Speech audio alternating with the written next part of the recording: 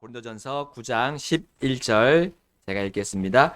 우리가 너희에게 영적인 것들을 뿌렸은즉 너희의 육적인 것들을 거둔다 해도 그것이 큰 일이냐? 다른 이들이 너희에 대한 이 권리에 참여하거든 하물며 우리는 더 그리하지 아니하겠느냐? 아멘. 여기까지 읽겠습니다. 우리 그리고 갈라디아서, 자, 고린도 전후서 다음에 이제 갈라디아서인데요. 갈라디아서 6장 6절 함께 읽겠습니다. 말씀 안에서 가르침을 받는 자는 가르치는 자와 함께 모든 좋은 것을 나눌지니라. 아멘. 기도하시겠습니다. 하나님 아버지, 이 시간 저희들에게 또 주님의 이 생명의 말씀을 볼 수 있도록 기회를 주셔서 감사합니다. 하나님, 저희들은 주님의 이 생명의 말씀이 없이는 제대로 살아갈 수가 없는 미약한 사람들입니다. 하나님, 그러나 저희들을 주님의 자녀로 불러주시고 주님 입양시켜 주셔서 하나님의 놀라운 그 진리를 깨달아 알 수 있는 이 기회를 주시고 또 이 귀한 성경 말씀을 주셔서 감사합니다. 주님, 이 시간을 주님께서 사용하시고 저희들에게 주시고자 하는 그 말씀을 베풀어 주옵소서. 예수님 이름으로 기도드립니다. 아멘. 예, 앉으시겠습니다. 레비스리. 오늘 말씀의 제목은 성경교사에게 보답하고 거기에 따른 보상을 받자라는 제목입니다. 자, 오늘은 특별히 주일학교 우리 교사 주일입니다. 그래서 성경 교사, 우리 성경 가르치는 선생님들을 특별히 격려하고 또 그분들에게 감사의 표현을 하는 날로 정했습니다. 자, 왜냐하면 우리 성경 교사들은 너무 고귀한 하나님의 말씀을 가르쳐 주시기 때문이에요. 네, 그 선생님들의 그런 선생님 사람 그 자체를 우리가 높이는 것이 아니라 사실은 하나님의 말씀을 높이는 의미입니다. 우리 주일 학교는 주일에 무엇을 가르치는 학교입니까? 네, 성경을 가르치는 학교지요. 보통 교회는 우리 어린이 그리고 청소년, 성인에 이르기까지 주일 성경 학교를 합니다. 여러분, 이는 왜냐하면 세상의 학교들이 성경을 가르쳐 주지 않기 때문이에요. 네. 그리고 세상의 학교들은 성경을 가르쳐 줄 수 있는 능력도 사실 없습니다. 그리고 그럴 자격도 사실은 하나님이 주시지 않으셨어요. 바로 성경을 가르칠 수 있는 그 자격과 그 능력을 하나님은 교회에게 주셨다는 거예요.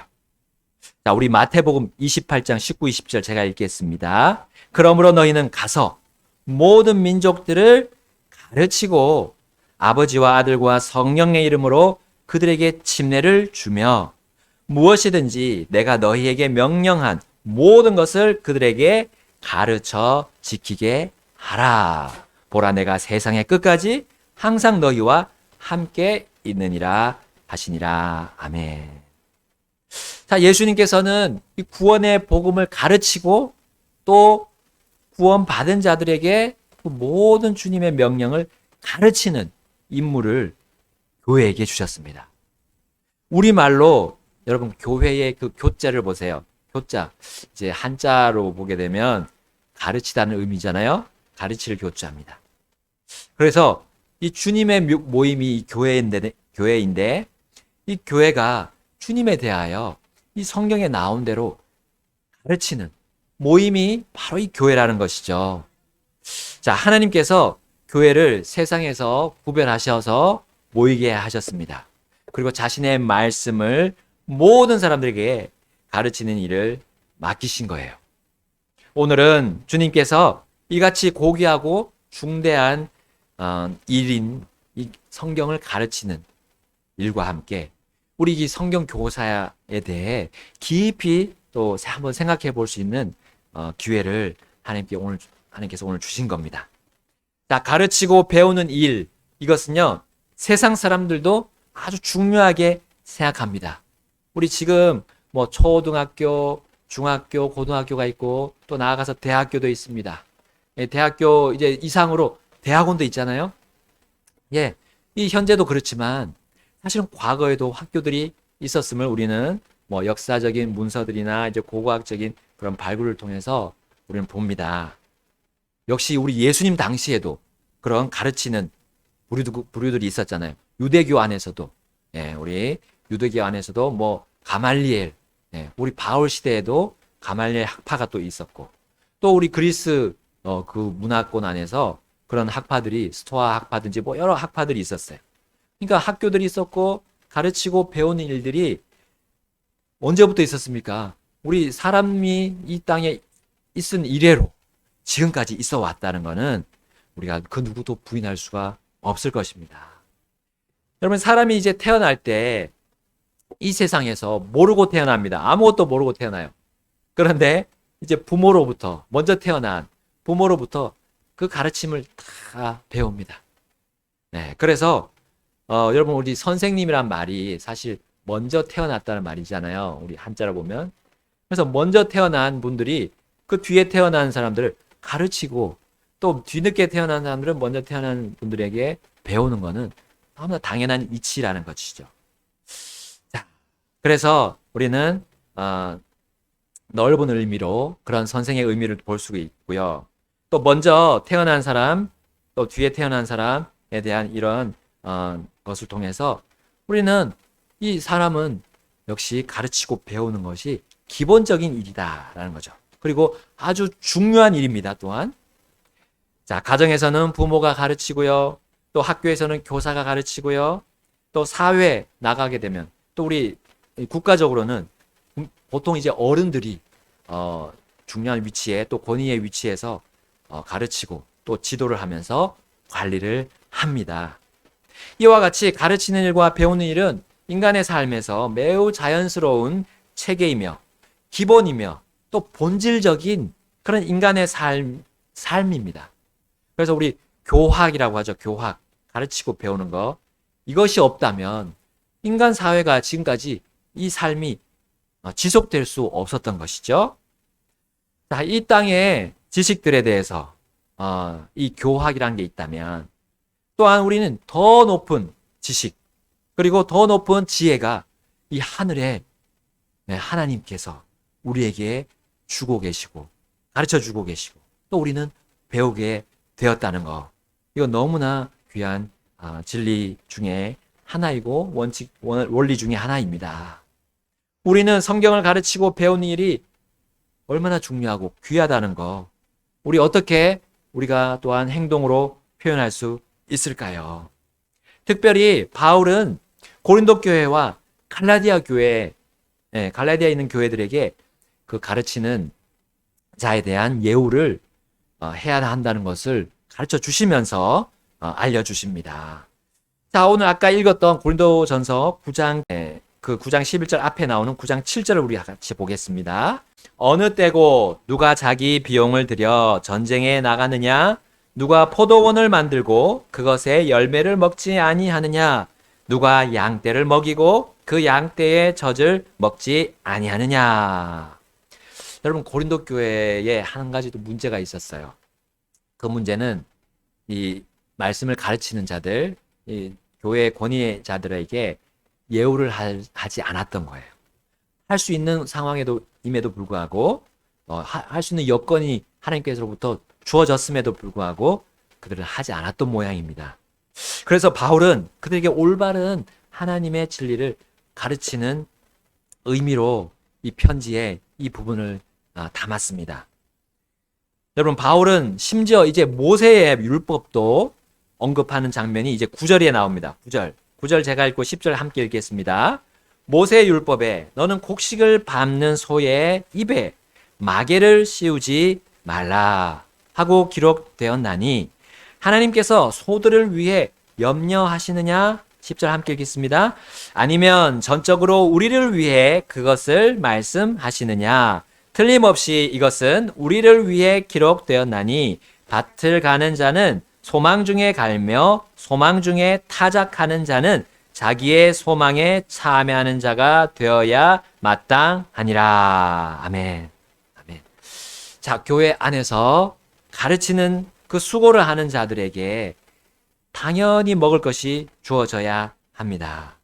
열심히 일하는 소가 곡식을 밟으면서 일할 때 바로 거기에 떨어진 이 곡식을 먹을 수 있게 하라는 이런 율법도 주어졌어요.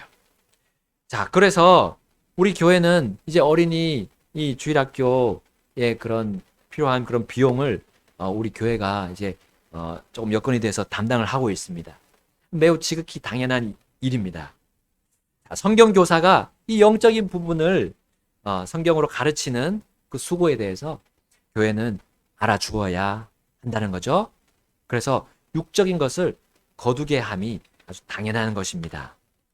우리 아까 오늘 읽은 11절 말씀 한번 또 다시 읽어보겠습니다. 9장 11절 시작. 우리가 너희에게 영적인 것들을 뿌렸은즉 너희의 육적인 것들을 거둔다 해도 그것이 큰 일이냐. 아멘. 야, 그리고 12절 3방절 제가 읽겠습니다.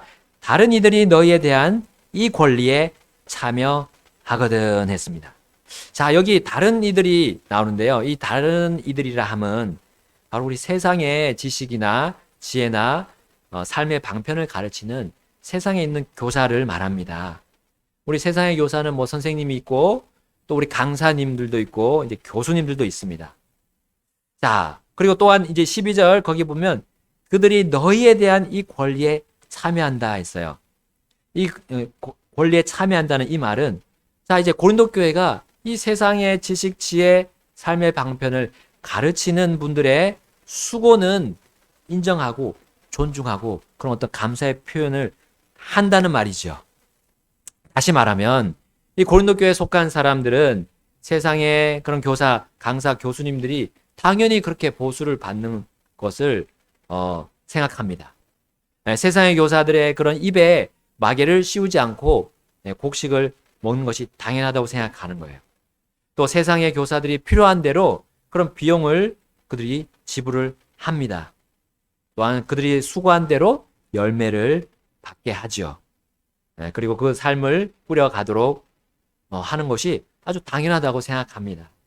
그렇다면 이 세상의 교사들보다 사실은 더 높고 더 영원한 하나님의 하늘의 하나님의 그런 지식과 지혜와 또 영원한 삶에 대한 방편을 가르치는 이 교회 안의 교사는 더욱더 그렇게 해야지 않겠느냐라는 말로 12절을 또 말하고 있습니다. 12절 중반절을 보게 되면 하물며 우리는 더 그리하지 아니하겠느냐라고 하죠.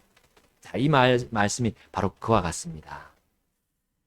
자, 우리 고린도전서 9장 14절 함께 읽겠습니다. 14절 시작. 이와 같이 주께서도 복음을 선포하는 자들이 복음으로 살 것을 정하셨느니라.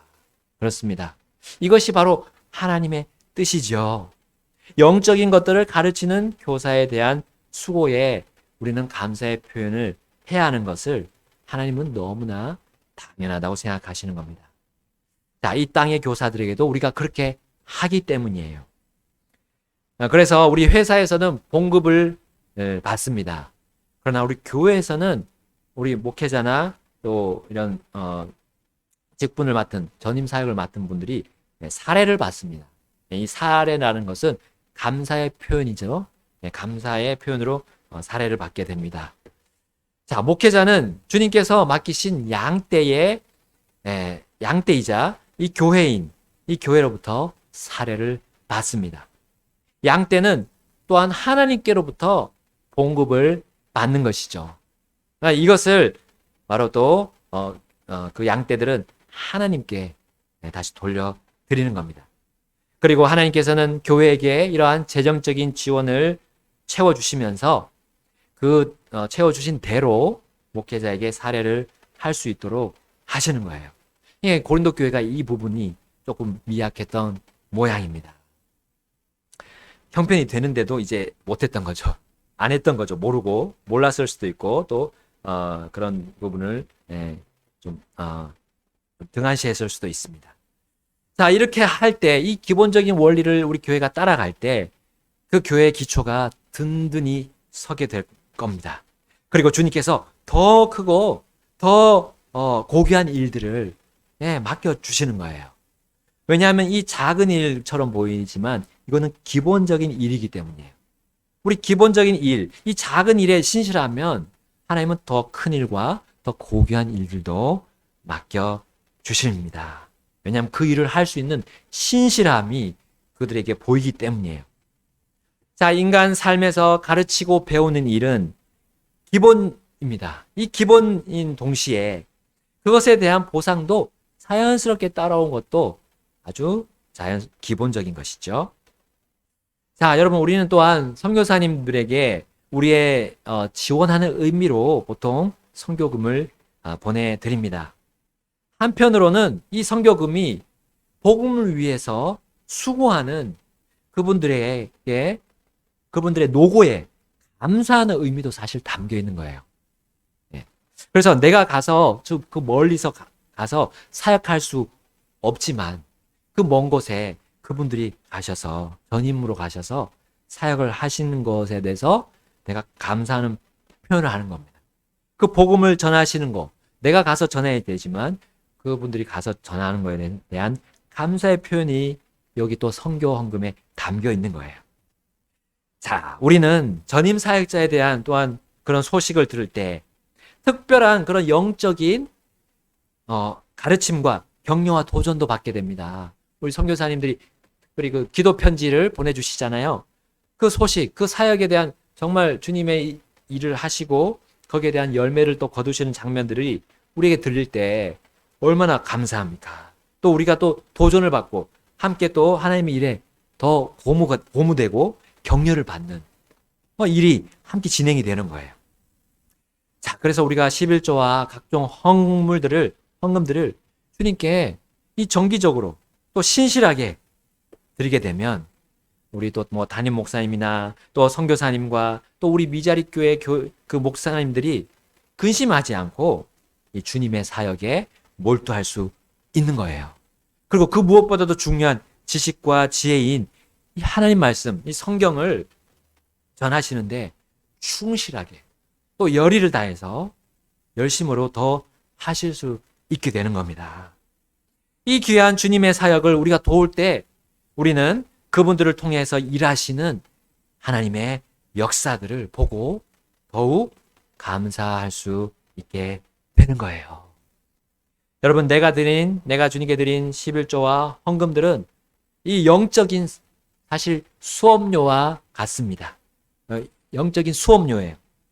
우리가 이 하나님의 말씀들을 배우는 사람들이잖아요. 그런데 주님은 그 수업료보다 훨씬 더 큰 보상으로 우리에게 돌려주심을 믿읍시다. 하나님은 그런 분이십니다. 우리의 수고를 잊지 아니하시는 분이세요. 바울은 그래서 또한 이런 갈라디아에 있는 교회들에게 이렇게 썼습니다. 우리 갈라디아 6장 6절, 처음에 읽었던 부분인데요. 6장 6절에 말씀 안에서 가르침을 받는 자는 가르치는 자와 함께 모든 좋은 것을 나눌지니라. 아멘. 여러분, 주님은 자신의 말씀으로 가르침을 받는 자가 가르치는 자와 함께 모든 좋은 것을 나누기를 기뻐하시는 분이세요. 자, 모든 좋은 것을 나눈다는 말은 그 앞 구절들에서 우리가 찾아볼 수 있습니다. 우리 갈라디아 6장 2절을 보겠어요. 너희는 서로 남의 짐들을 지라 그리하여 그리스도의 법을 성취하라. 아멘. 서로 남의 짐을 지라 했습니다. 자, 그리고 5절 말씀 보겠습니다. 5절 시작. 이는 각 사람이 자기 짐을 져야 할 것이기 때문이라. 자, 그래서 우리는 서로의 남의 짐을 지고 또 자기 짐을 지어야 된다고 말씀하고 계세요. 자, 교사에게 살해하는 것은, 이 성경 교사에게 살해하는 것은 이 서로의 짐을 사실 지는 겁니다. 그 선생님의, 교사의 또 목회자의 그 짐을 지는 거예요. 자, 또 학생은 교사의 수고에 보답함으로 또 교사의 짐을 지는 것이고 또한 학생으로서 자기의 짐도 지는 거예요. 예. 학생으로서 또 해야 될 그 의무를 행하는 거죠. 자, 이렇게 우리가 감사의 표현을 하는 것은 한편으로는 또 짐이라고 여기 표현이 되어 있습니다. 짐입니다. 왜냐하면 신경을 또 써야 하는 부분이기 때문에. 우리가 또 노력을 해야 되고 또 생각을 해야 되고 우리의 또 하나님께서 주신 것들을 또 드려야 하기 때문에 그렇습니다. 그러나 이렇게 짐을 지면 그 학생과 또 교사 모두가 건강하게 되고 단련받고 또 그 삶이 그 주님을 섬기는 삶이 윤택하게 되는 거예요. 빛나게 되고 삶이 더 풍요롭게 하나님께서 이끌어 주신다는 것이죠. 여러분, 성경 교사와 나누는 그 학생의 모든 좋은 것이 그의 마음으로부터 진심으로 우러나온다면 그건 더 좋은 사례가 되는 것입니다. 우리 갈라디아서 6장 7절 말씀 함께 읽겠습니다. 6장 7절 시작. 속지 말라. 하나님은 조롱당하지 아니하시나니 사람이 무엇을 심든지 또한 그것을 거두리라. 아멘. 자, 마음에도 없는 보답을 한다 그러면 그것은 하나님께서 결코 모르지 않으세요.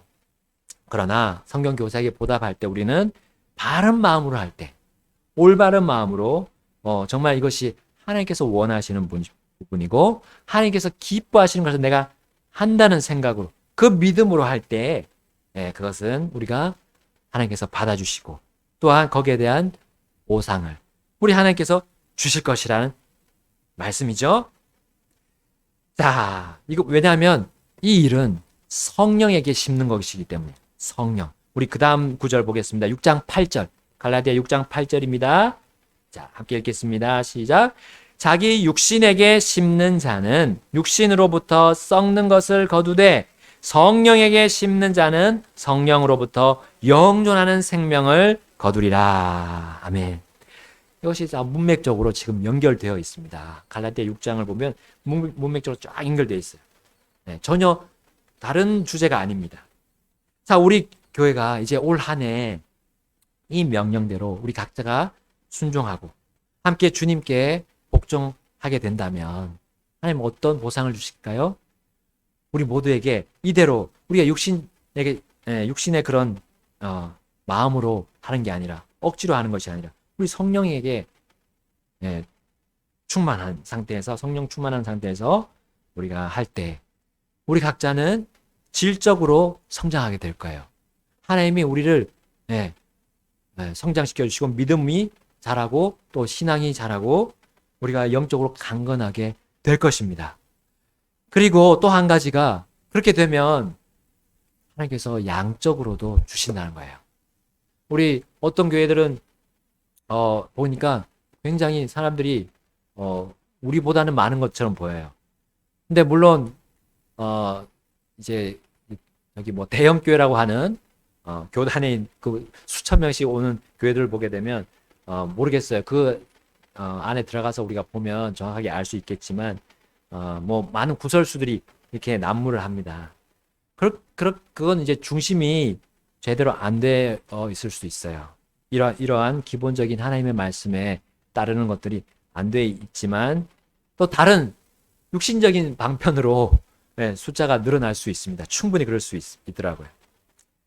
그래서 이제 이런 뭐 회사와 연관을 한다든지 교회가 회사와 함께 막 이제 일을 해 나가는 거죠. 사회적으로 이렇게 막 홍보가 되고, 그러니까 사회적 그런 회사의 마케팅에 따라가는 겁니다. 그러면 얼마든지 그렇게 사람들이 많이 올 수가 있어요. 그러나 하나님은 우리가 하나님 앞에서 질적으로 같이 하나님과 교제하고 더 깊은 관계 속에서 우리가 자라갈 때 하나님 우리를 쓰지 않으시겠어요? 더 큰 일에, 더 많은 일에 우리가 사용할 수 있도록 하나님께서 사용하시도록 우리에게 또 사람들을 붙여주시는 겁니다. 양적으로 성장할 거예요. 그런데 그것이 기본적으로 우리가 잘 되어 있어야 하나님이 주신다는 거. 여러분, 우리 교사에게, 성경을 가르친 교사에게 먼저 우리가 마음으로 하나님의 이 말씀 안에서 감사할 줄 안다면 우리가 정말 하나님께서 필요들을 채워주실 것이고요. 이루어주실 것입니다. 우리 일반 교사, 우리 선생님들에게 감사를 할 줄 아는 학생, 우리 학교의 학생들이 어떻게 됩니까? 감사할 줄 아는 학생들은 사회 나가서도 감사하는 사람들이 되는 거예요. 감사하는 사람들은 사회에서 반드시 필요한 사람들이 되는 겁니다. 그렇다면 우리는 더욱 그렇죠. 더욱 그러하죠. 우리는 하나님 앞에서 필요한 사람들이 되는 거예요.